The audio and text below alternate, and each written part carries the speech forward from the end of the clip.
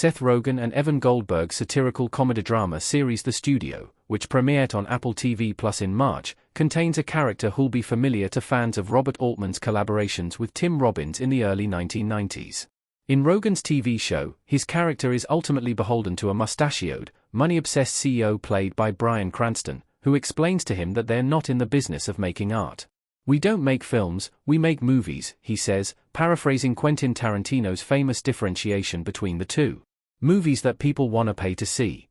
Cranston's profit-hungry studio tycoon just happens to have the same name as another fictional movie executive from decades gone by. In fact, it's no coincidence that this character from the studio is called Griffin Mill, the name of the protagonist in Robert Altman's savage 1992 satirical film about Hollywood studio heads, The Player.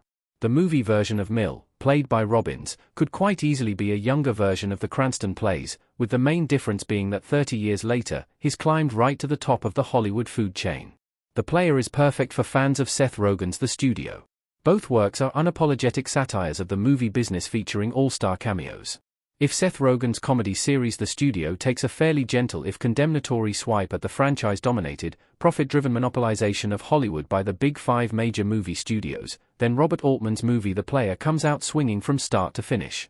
Michael Tolkin's screenplay for the film is unflinching and unforgiving of the industry he works within, while Robbins plays his lead character with the kind of moral indifference that must have made even the studio bosses backing the movie cringe. What's more, just like the all-star cameos that have helped the studio achieve its great reviews, The Player peppers its story with various appearances from real movie stars playing themselves. It has Cher wearing a red dress for a red carpet premiere, while Julia Roberts and Bruce Willis team up for a mock action flick.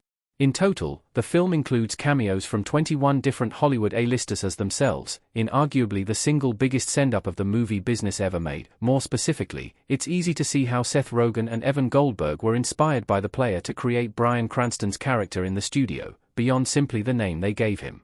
Tim Robbins' Griffin Mill knows full well that his existence as a studio executive directly depends on the bottom line of his business, and so his approach to filmmaking is as cynical as it gets. Robbins' Mill also schemes against a rival executive at the studio named Larry Levi by setting up a movie project that Levi is leading to fail. In this sense, he goes even further than any character in the studio, by risking the profits of his business to sabotage a colleague. We've only seen Bryan Cranston's Griffin Mill during the studio's first episode so far, precisely because he's made it to the very top of the show's fictional Continental Studios, and thus doesn't even need to be involved in the oversight of movie projects. All we hear Mill talk about in the series is how much money is being spent, since this topic is the full extent of his involvement in the business.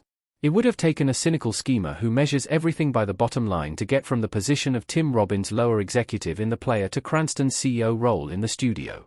It's as though the movie provides the backstory for a character that Rogen and Goldberg are simply reviving for their show.